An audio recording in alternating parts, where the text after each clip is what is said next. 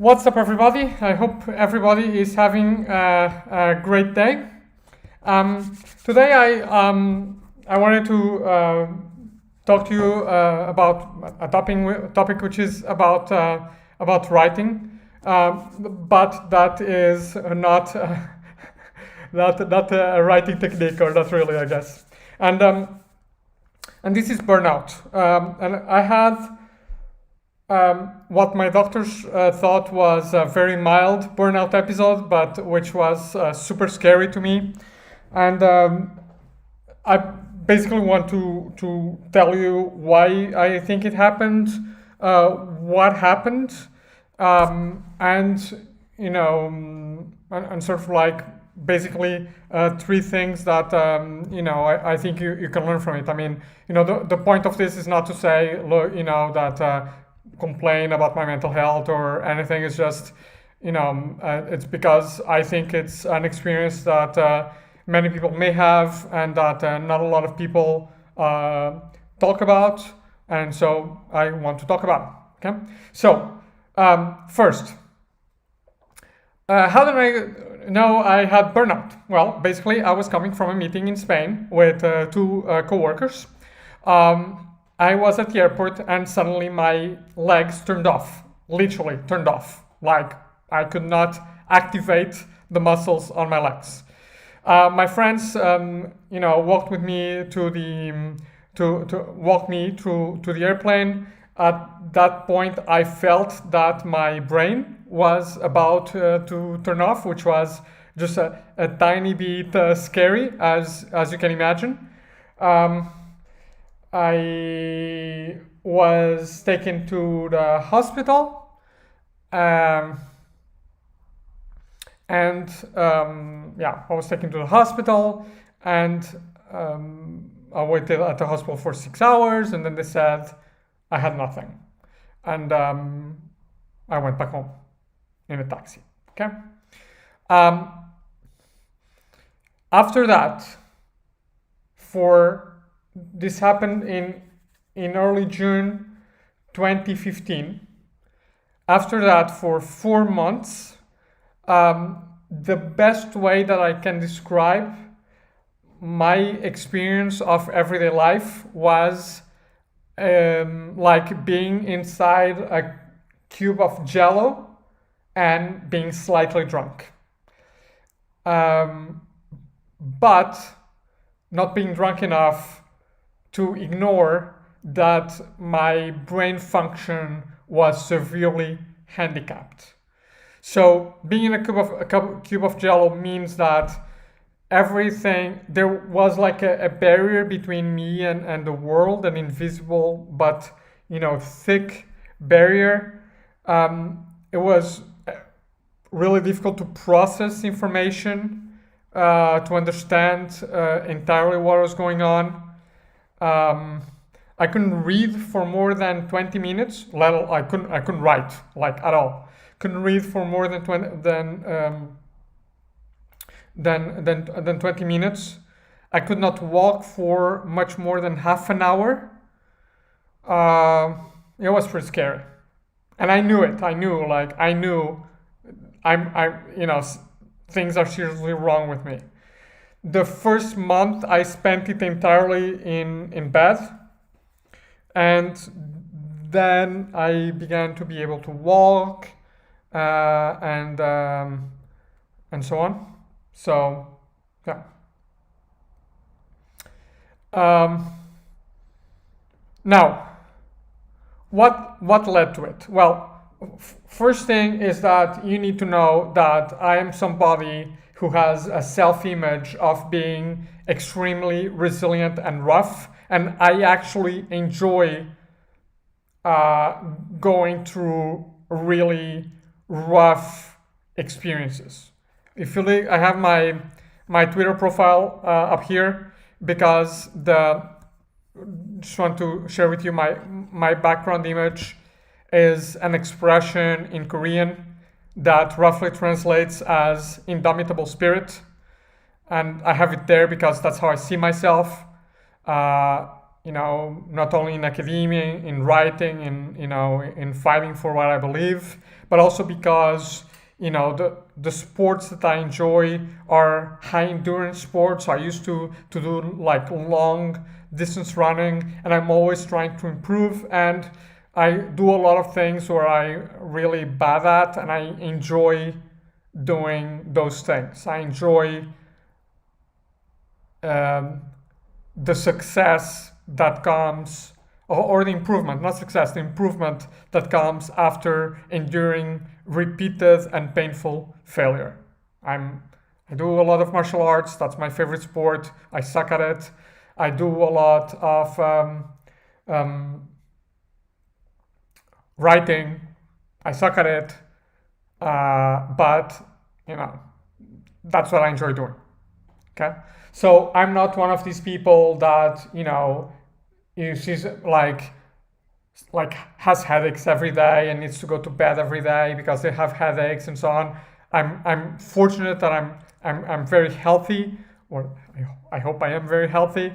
But I also have, I enjoy endurance. I enjoy sports that entail physical tests. Okay, so I'm somebody that sees themselves as are super resilient, and privileged to have health that because I have friends that have health conditions that do not allow them to or that require them to be 10 times more resilient than I am just to function in their everyday life. So I'm fortunate. I'm privileged because of that. But and so I never thought that I would get a burnout. I never. Okay. So what happened? Why when I had my burnout? Obviously, I'm a researcher. I'm not going to tell you what the cause was, but I'm just going to tell you what happened. And what I want to highlight is that actually I was in a relatively good place at the time of my burnout. At the time, I was going through separation in my marriage, so that was a horrible experience that I do not think is, obviously did not help.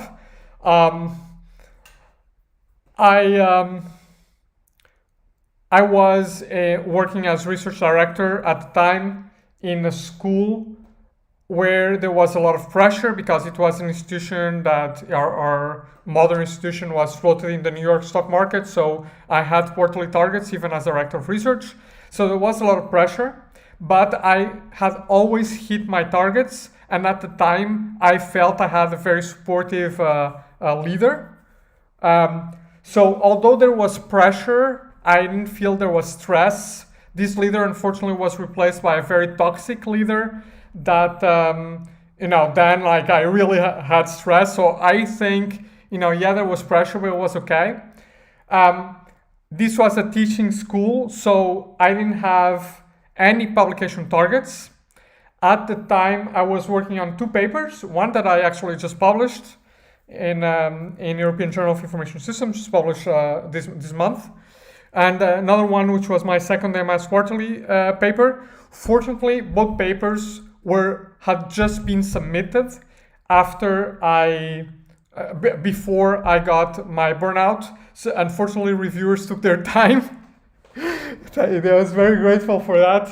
So that when I had to revise these papers, I was not in a horrible state. It was bad, but I was not in a horrible state. So I was able to work on them, and eventually they got published, and I'm very grateful for that. So there was something I had all these meetings for work. I was writing, but I also, for me, being a father is the most important thing in my life. The best thing that has ever happened to me by far. Nothing compares with the joy of being a father to my son, especially to my son, not just being a father in general, but father of my son Philippe, whom I love very much, and had a great relationship with Philippe, although at the time I was separating from in my marriage. This seemed to be okay for my son. We had an amazing relationship, and I had no fear of spending less time with him. But also because of that personal situation, I was making a massive effort to spend as much of my waking time with my son, because obviously after separation you never spend as much time with your kids, right? So as you can see, I don't think I was under a lot of like professional pressure. There were some personal issues, but I don't know. But what's really, really rough was I wasn't sleeping. I was like waking up every day, literally every day for 3 years at 4 a.m. And I was, because every day at 4 p.m. I'd go to pick up my son from school, and I'll be with him all the time. I didn't work after 4 p.m. I had about 20 hours of classes every week during the entire academic year, except in the summer, of course. So, I was teaching, I was with my son every time that I wasn't teaching. So the only time that I had to write was between 4 and 8 a.m. And so my explanation is that, basically my brain cashed out on sleep. Okay, the context was okay. Maybe my personal issues were rough, but I essentially attribute my burnout to lack of sleep. And this for me is makes it really scary, because okay, I had some personal issues going on, but zero pressure from work. My teaching was I've always gotten decent teaching grades, so is going well. So zero pressure from work, zero pressure from research, some rough patch in my personal life, but then I didn't sleep. And this was for more than a year like this. So I had my burnout, I told you about it. And then it took me around 8 months to be okay, to be able to teach a class and then write in the morning and then teach a class. And it took me 3 years to get to 99% back to normal. But I never went full back to normal, okay? So, and what does that mean? That basically means that I can't really work more than 4 to 5 hours every day, in writing and other things. I can't. My brain really begins to, I don't really know how to describe it, begins to feel very heavy. And occasionally I get tired enough that I need to sleep, okay? And so I track my sleep, because then, sleep became so important that I'm literally, I hate sleeping. Because I think it's a waste of time. But now I always try to sleep at least 7.5 hours every day. Even if I'm completely awake, I will not get out of bed before I have been in bed for 7.5 hours. I will not get up, even if I'm fully awake. Okay, I'm in bed, my eyes closed, I sort of try to relax, whatever, but I'm resting. Okay, and so just to show you, so you've seen I've been sleeping more. Here I was awake for an hour and a half, but I'm basically sleeping at least 7.5 hours every day, sometimes more than 8 hours every day. I'm going to bed early, so I normally go to bed between 10:30 and 11. Okay, so early, no more 10:30 than 11. And I fall asleep right away when I go to bed. So But even so, yesterday I was so tired in the middle of the afternoon that I went to bed, slept for an hour and a half, and still went to bed at around 11 and woke up after 7:30 today. Okay, even after sleeping an hour and a half. So yeah. Um, so basically, although it was light because it was sleep induced, I didn't suffer any. I wasn't nervous. I didn't suffer like the nervous side of a burnout when you're like stressed and you're like literally getting panic attacks or despair. I had zero of that, thankfully. But even so, okay, this was 2015, so 6 years ago, and yesterday I had to sleep an hour and a half in the middle of the afternoon. No, there's no day where I can work for more than 4 or 5 hours. This includes emails and brainless things. There's no way. Okay, no way. So, what do I think you can learn from it? The first thing is that this is something that can happen to you. Okay, even if you enjoy endurance. Okay, even if you are in a relatively stable mental context, this can happen to you. Okay, I can only imagine what the effect of being under publication stress or having bad teaching grades or so on would have done to me at this time. Okay. Second thing, if this happens to you, I had a mild case, it's freaking scary. Okay?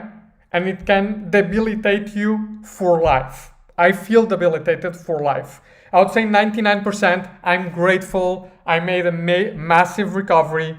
I am grateful and lucky and privileged for having the social context and the work context and the money and everything to do that. Okay, I know and I acknowledge that privilege. Even with that privilege, it's done. It's not done yet. Will it ever be done? I don't know. I don't know. Okay. So, what can you do? What would be my advice to you? The first is the very practical advice that I learned, which is respect sleep. Respect sleep. Okay?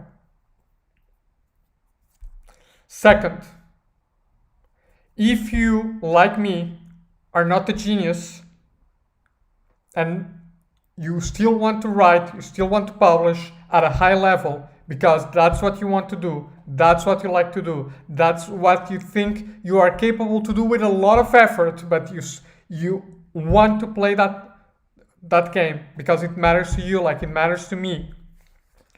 Maybe do what I did. Find a low pressure situation, a teaching school, for example. Okay? You'll make less money. Okay? But you'll have less pressure. And you may need that because you may not. I don't like pressure. Let's put it this way. I like writing too much to subject myself to writing under pressure.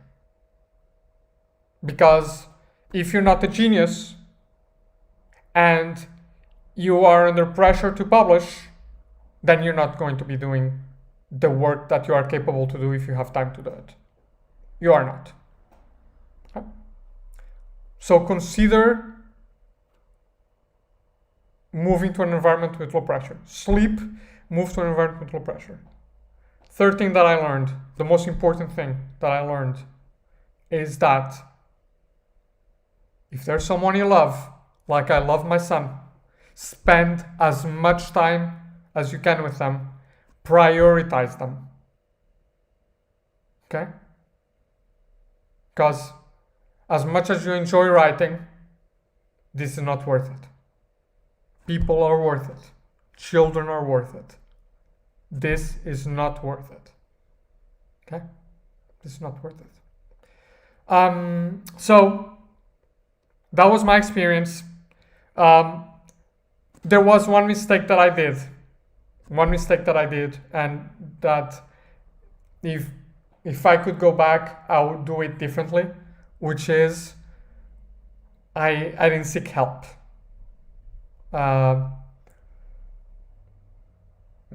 Maybe there was always some pressure I put on myself because of the papers, Indomitable Spirit, and so on. I was in a rough personal situation, and I didn't seek help because I didn't recognize. I have nothing against getting professional mental health help. I had to do it during my PhD, and I did it. I'm not at all ashamed to admit it. For me, mental health is health. If I have a health problem, I go and see a doctor. If I have a mental health problem, I go and see a mental health doctor. I don't have any problem. But so it was more about like not recognizing it. So yeah. Anyways, if you are going through something like this, if you have any questions, if you want me to share more, if you want to talk, obviously I'm more than happy to discuss this with you. But I really hope that my experience was useful in some way, at least scary enough. And I tell you, it's freaking scary that losing your brain function.